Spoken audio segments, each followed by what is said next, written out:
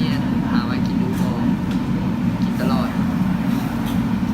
ไปกับมาจาก ถ้าเป็นข้าวผัดนะข่อยกินได้ฮานนี่แหละฮานอื่นกินบ่ได้บ่แซ่ อัน บ นี้ก็กินได้แต่มีผัดซีอิ๊วหัว ถ้านี่ข้าวผัดหมูแดงแซ่บแต่ว่าเสียดายได้น้อยหน่อย อยู่ร้านบ่มีมาจัดน้อยจัดใหญ่จัดเดียว แต่ว่าสั่งจัดใหญ่ เพราะว่าหลายคนก็ติฮานนี่แหละแล้วว่าเป็น ฮะ หลายคนติฮานนี่แหละแต่ว่าเป็นแต่ว่ามันรสชาติมันโอเคสุดเนาะ สองคนนี้ ข้าวผัดหมูแดงต้องมาทานนี่เลยนี่เรากำลังถ่ายผัดซีอิ๊วกับข้าวผัดหมูแดง ก็ขวดนอน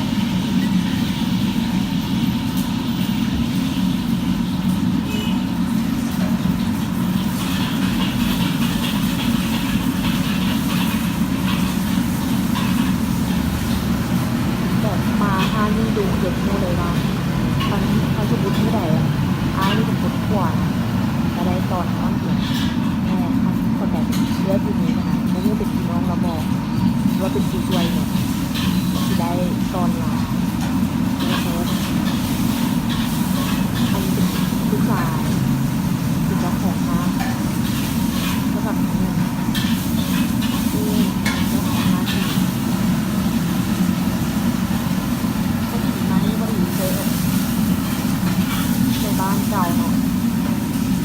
ที่เขามาทักทายจือบ่ได้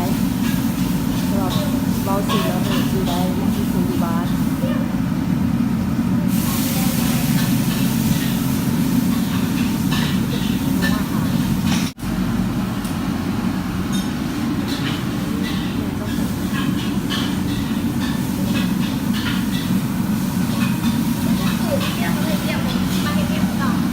อันไหนอ๋อเดี๋ยวอยู่บ้านคือละเด็กนั่นเจ้าไปเห็นอยู่ใส่โซบะหลวงว่ะได้ติดต่อมันอยู่ว่ะ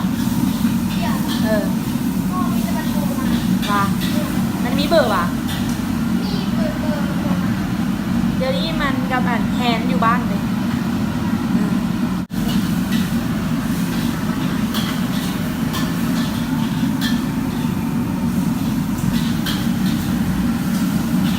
โอ้มื้อนี้เจ้าชอนจัดไงหรอ จะเดินมาจัดไงจัดน้อยไม่ เมื่อวานเมาหลายบ่ มาธรรมดา 5บ่แต่วันนอนย่างซื่อๆว่ะ นอนสรุปดึกมาแล้วจัดไง ผัดซีอิ๊วจานใหญ่มาดิ แล้ว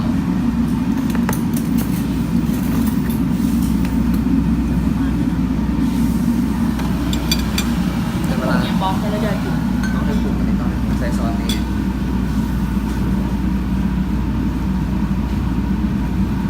มันจะออกซุปๆหวาน นี่อันนี้เป็นข้าวเช้าของเราเนาะจักโมงนะ ๆส้มปลาย15 กินข้าวเช้าตอน2 โมงป่ายถามว่ามีข้าวสวยบ่มี ก็มี มีแค่ข้าวเช้าแล้วก็ตอนแรงเลยบ่มีข้าวสวยโคจะกินน้ำส้มไก่ซุปเปอร์เจ็บท้องหน่อย มันจริงระบายง่ายเจ๊จบแซ่บสุดต้องกินดีๆถึงแล้ว ใส่กินเบอร์มันจะได้ จบก่อนจบก่อน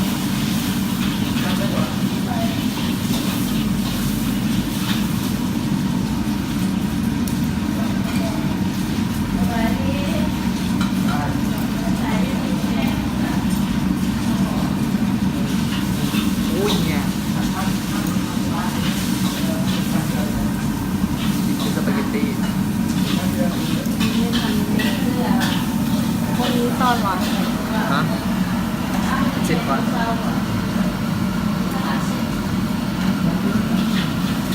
เท่ว่ะ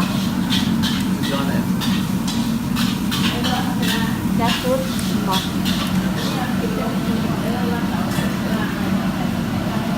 ลองมาลองนะ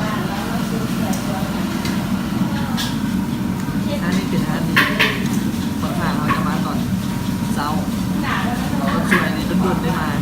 แต่อีกตอนหนึงนะแม่ตอน5 11 11 โมงคืน แม่นจะไหน แน่ตอนห้านปิดนะเขาต้องรุ่นว่าเขาไปฮอลแล้วห้านยังเปิดบ่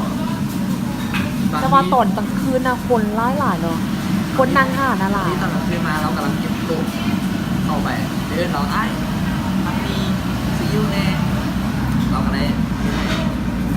แล้วอย่างก่อน สร้างพันมี แล้วว่าอย่าง เราต้องเอามาลึกๆนะ เออ เราเน้นตังเน้นตัวเน้นตังแล้วครับ อืม ประมาณที่สุดท้ายจะเจ้าของร้านก็ใจดีเลยในกิน แน่นอน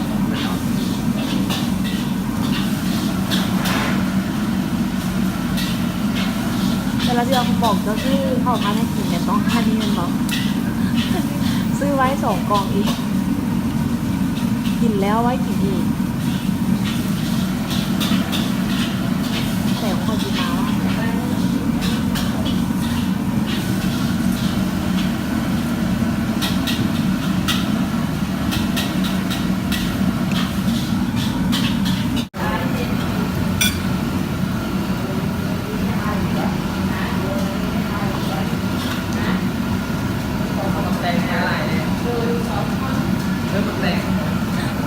อะไรที่เราต้องขอเบอร์บักแตงเนาะมากินบักแตง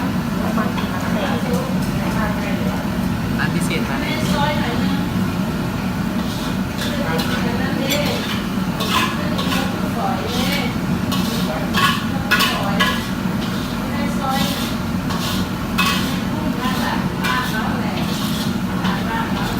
ง่ายจะปนเลย